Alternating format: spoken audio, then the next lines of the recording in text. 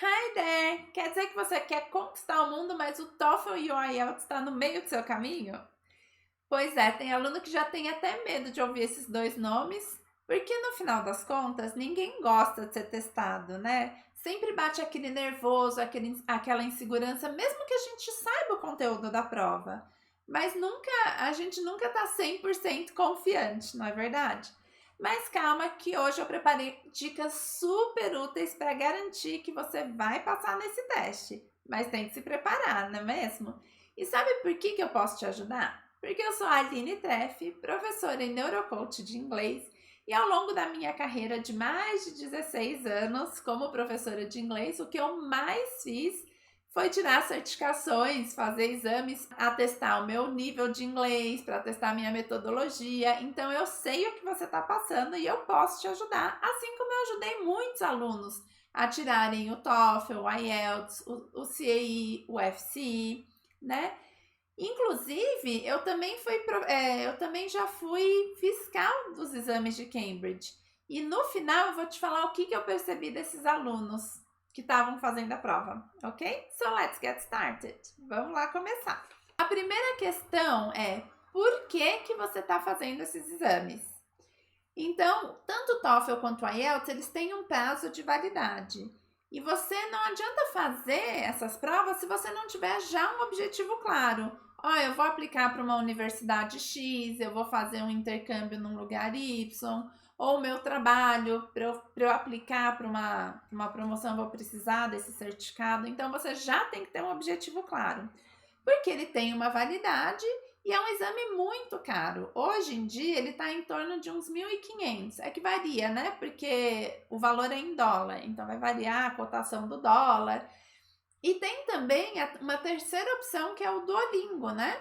Ele faz esses testes de certificação, mas você precisa ver se o lugar para onde você está aplicando aceita o exame do Duolingo, tá? Então, primeiro de tudo, é importante você saber qual exame você vai fazer e por quê. Aí, a segunda parte é você saber a pontuação que você precisa, porque a estratégia de estudos vai variar de acordo com a pontuação. Quanto maior essa pontuação, mais recursos você vai ter que mover. Quanto menor, menos recursos. E também, quanto maior a pontuação, maior o tempo de estudo. Aí tem que ver também qual o seu nível de inglês, onde você precisa chegar, como é que tá essa diferença aqui para planejar melhor os seus estudos. Então você precisa estar organizado, saber por que você vai tirar essa certificação e qual a pontuação que você precisa para montar a melhor estratégia na hora de estudar. Combinado? A segunda questão é você tem que ter um conhecimento profundo da prova. Porque não é só saber inglês, é você saber o que é esperado de você, o que eles querem de você com essa prova, o que está sendo testado. Porque se você não souber, você vai perder muito tempo aprendendo inglês de forma aleatória, palavras aleatórias, e não vai conseguir focar no que o exame precisa de você. Então você tem que saber o que você precisa estudar. Ah, e só uma curiosidade: nós brasileiros somos famosos em Cambridge por errar questões, por não ter lido o enunciado. Então, às vezes a gente pratica e chega no dia da prova, eles mudaram alguma instrução. Como a gente praticou tanto, a gente vai direto no exercício e não lê o enunciado. E às vezes a gente perde porque antes a gente treinou para 180 palavras numa redação e chega lá no dia só 50 e a gente taca 180 lá.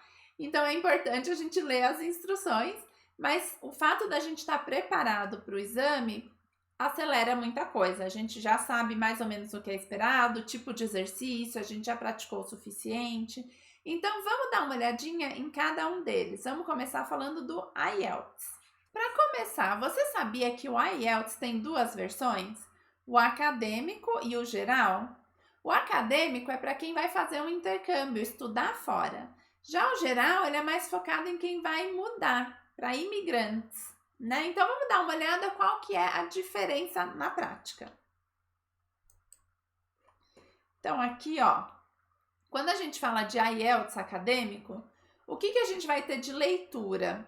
A gente vai ter palestra acadêmica, discussão em sala de aula, conversa no campus, porque aqui ele quer testar se você consegue acompanhar o ritmo de uma universidade. Já no IELTS geral, ele vai falar conversas do dia a dia, anúncios, instruções, discussões em ambientes de trabalho, porque aqui o objetivo é ver se você consegue se integrar num país de língua inglesa. O listening também vai mudar. Aqui a gente vai ter prática de anotação, identificação de ideias principais, detalhes, treinos com uma variedade de sotaques. Porque quando você está numa universidade, o que você tem que fazer? Ouvir uma palestra, anotar, pegar a ideia principal, conseguir lidar com mais de um sotaque, porque nem todos os professores são nativos, né? Então ele quer saber se você consegue acompanhar um listening nesse sentido. Já no dia a dia, já no geral, ele vai focar em coisas mais cotidianas, né? Então, informações específicas, também vai testar o seu sotaque, porque quando a gente mora fora, tem outras pessoas também de outros países, né? Então, a gente tem que estar apto para entender um pouco mais desses sotaques, né? Mas aqui o foco vai ser sempre coisas do cotidiano. Então, tá vendo que só essas duas explicações já muda completamente a forma como você deveria estudar para cada um deles? O primeiro, você vai ter que procurar linguagem mais acadêmica, ler mais artigos, ouvir talvez algumas aulas do TED Talk, por exemplo. Já o segundo são coisas do dia a dia. Então, os vocabulários vão ser diferentes, né? O reading, olha aqui de novo. Reading é artigos acadêmicos, jornais de renome, revista científica, né? Livros, textos universitários. Então, se você já está se preparando, comece a ler alguma coisa da sua área em inglês. Isso já pode te ajudar para esse tipo de exame. Já o geral, ele vai para coisas, jornais locais, brochuras, manuais, anúncios, correspondências em geral. Aí no writing, né, você então tem relatórios, gráficos, diagrama e no geral você vai ter cartas, blogs, artigos, tá? E aí como é que você se prepara para isso? Então, no acadêmico você vai trabalhar com estruturação de frases, paráfrases, respostas de exemplos. Já no geral você vai variar o tom de voz, estilo. Então, trabalhar mais com textos informais e formais, saber a diferença entre eles, né? E o speaking, para terminar, a gente vai ter então a discussão acadêmica, descrições de processos, fenômenos, expressões, opiniões sobre temas mais complexos, né? E aqui você se prepara trabalhando o uso mesmo de vocabulário acadêmico, perguntas mais reflexivas, um assunto um pouco mais denso. Enquanto no geral, vão ser conversas do dia a dia. Você vai descrever uma experiência pessoal, vai dar sua opinião sobre temas que são mais gerais, né? Então aqui você vai praticar mais uma linguagem coloquial, uma resposta mais direta, mais honesta, sem muita enrolação, né? Ok? Ficou clara a diferença de um para o outro? Então é importante você conhecer o que o exame espera de você. E você viu, se você se preparasse para o IELTS acadêmico e fosse lá para o geral, você ia ter dificuldades. O inverso também é verdade. Então, você tem que saber o que você precisa estudar para esse teste. Porque tem algumas provas que nem o nativo passaria se ele não se preparasse para isso. Bom, aí dependendo do país, o TOEFL é a certificação mais requisitada. Então, vamos dar uma olhadinha nele agora. Mas antes, se você está absorvendo todas essas informações valiosas, aproveita e deixa um like aqui para mim, porque assim esse vídeo consegue chegar a mais alunos que também estão se preparando para esses exames. E para não perder nenhum vídeo meu e continuar evoluindo com seu inglês, aproveita e se inscreve no canal. Agora vamos para o que interessa, o TOEFL. Então, aqui o TOEFL, o que você precisa saber é que ele tem duas versões, o IBT, que é o online, e o PBT, que é o papel, que é presencial. Ele tem vagas limitadas, né? Ele tem menos oferta de dias, de horários, né? Mas é uma coisa para você pensar. Eu já tive aluno com problema com online, porque acabou a energia na hora da prova. E aí, então, ele teve que aguardar muito mais do que esperado. Quando a Luiz voltou, ele continuou fazendo o exame, só que o resultado dele demorou horrores, né? E aí, o que acontece? Ele estava com prazo limitado, quase que não dá certo. Graças a Deus, deu tudo certo com esse aluno. Mas a questão é, se você não tem uma internet muito boa, se você não tem muita afinidade com tecnologia, então você escolha a versão papel, porque você vai se sentir mais confortável.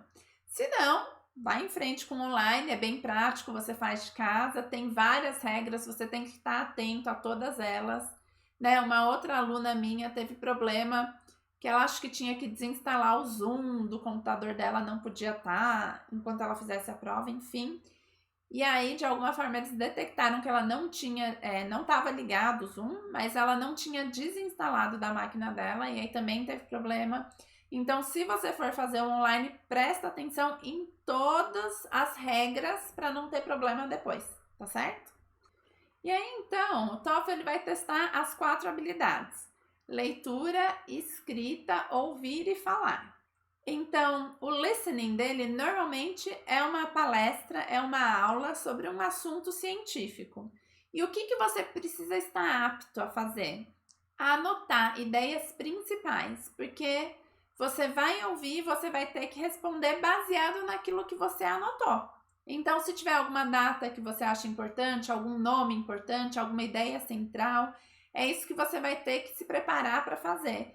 E não é escrever um livro, porque você não vai ter tempo. Palavras-chave mesmo para você conseguir ouvir e escrever ao mesmo tempo, tá certo? Aqui também a questão do sotaque é importante. Então, você ouvir bastante sotaques diferentes te ajuda, porque na hora da prova a gente não vai ter necessariamente um inglês limpo, claro, fácil de ouvir, né? Então, você tem que estar preparado para ouvir outras pessoas de outras nacionalidades, ou um inglês britânico, às vezes, ou um inglês de um outro país que você não está muito acostumado. E aí, você flexibilizando, você tem mais chances de se sentir confortável nessa parte do exame.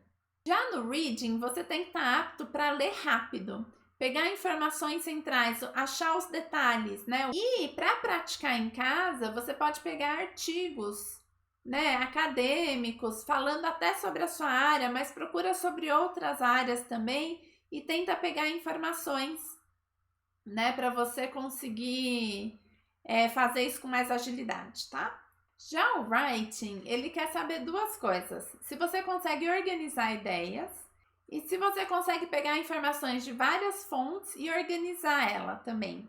Então, tenta pegar várias opiniões sobre um assunto e tenta escrever juntando todas elas. Isso vai te ajudar bastante na hora de fazer o TOEFL. E por último é o speaking. Aqui você precisa ter uma resposta clara, objetiva, saber usar, por exemplo, às vezes você vai ter que ler, ouvir e dar a sua opinião. Então, saber referenciar o que você ouviu, o que você leu, né? Para poder montar a sua resposta. O seu sotaque aqui não é o principal, então você não precisa, eu vou trabalhar só o meu sotaque, a minha pronúncia vai ser perfeita. Cuidado, às vezes é melhor você trabalhar no conteúdo que você vai falar. O seu sotaque não vai ser um problema se o que você falar for claro. Então você tem que ter um sotaque limpo, né, no sentido de quando você falar as pessoas entenderem o que você está falando. Mas se você der uma escorregadinha aqui, outra ali, não é o fim do mundo, porque eles sabem que você não é nativo e eles não esperam que você fale como um nativo. Eles esperam que você fale como um estrangeiro de forma clara. Tudo bem? Bom, agora que a gente entendeu o que é testado, o que é esperado da gente em cada exame, uma outra dica super, mas super importante mesmo é: tempo é rei. Por que eu tô te falando isso? Muitos alunos que estudam sozinhos, eles fazem simulados. Só que ele faz um simulado assim: hoje eu vou pegar um reading e lê, e fica 2, 3 horas nesse reading. Tá errado. Veja qual que é o tempo do seu teste. Se, por exemplo, é 1 hora, Então você se dê 1 hora para fazer aquele exercício, porque muitas vezes o que é mais difícil no exame não é o nível do texto, mas é o tempo que você tem para fazer isso. Então você tem que estar preparado, porque senão vai chegar lá na prova, você não vai ter o tempo que você praticou e aí você não vai conseguir terminar o exame, tá? Inclusive, enquanto eu trabalhei, né, supervisionando os exames de Cambridge, muitas vezes tinha que arrancar a prova da mão dos alunos, dava uma dó, mas o tempo é tempo e é super rígido, eles têm um controle muito, muito rígido. Se você deixar o aluno passar 1 minuto a mais, eles já descredenciam a escola, porque eles têm que dar a mesma oportunidade para todo mundo no mundo inteiro. Então eles seguem um padrão bem rígido, sabe? Então você não pode contar com a sorte de que 1 minutinho a mais, 1 minutinho a menos, eu dou um jeito. Não dá, tá? Então se prepara para aquele tempo você conseguir fazer o que você precisa. E aí, ainda falando um pouquinho do tempo, trabalhe a gestão do tempo. Se você não sabe uma resposta, vai para a próxima, porque às vezes você perde muito tempo fazendo um exercício, muito tempo fazendo um writing muito complexo e esquece do resto da prova.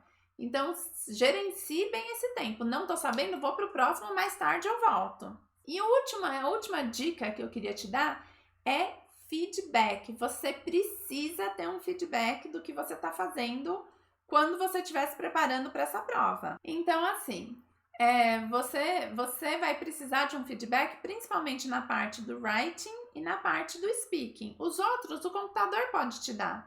O writing tem até programas que eu acho que pode te ajudar, sim, mas o speaking, você precisa de um outro ser humano para pontuar coisas que às vezes a gente sozinho não percebe. Então é importante você se preparar.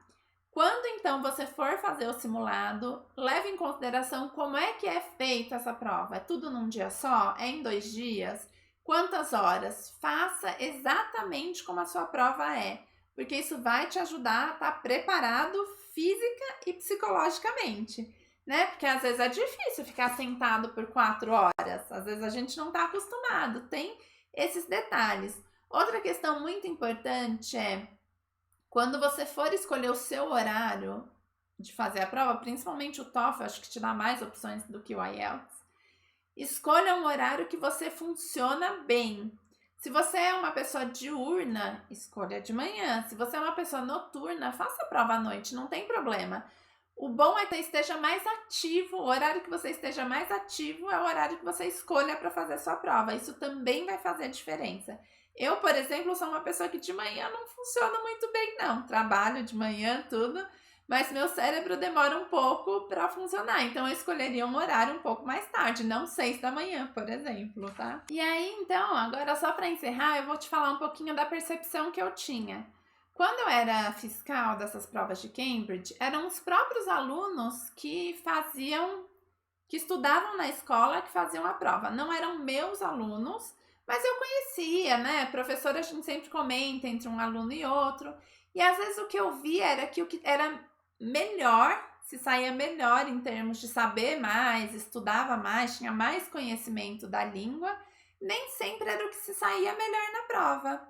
Porque o autocontrole era o que era determinante para o aluno ir melhor ou pior na prova. Porque, como eu te disse, essa prova ela não está testando só o seu inglês, ela está testando o seu autocontrole, a sua resistência física, a sua resistência emocional. Então, você tem que estar preparado para o exame e você tem que ter um mindset de fiz tudo o que eu tinha, o que eu podia. Agora é respirar fundo e fazer tudo o que eu sei e dar o meu melhor. Porque assim você consegue ir bem na prova. Então é isso, espero que essas dicas tenham sido úteis para você. Não esquece de deixar o like, me seguir, caso você queira assistir mais vídeos e continuar estudando inglês. Boa sorte nos seus exames, que dê tudo certo e lembre-se, o céu é o limite. That's it, até o próximo vídeo, bye bye!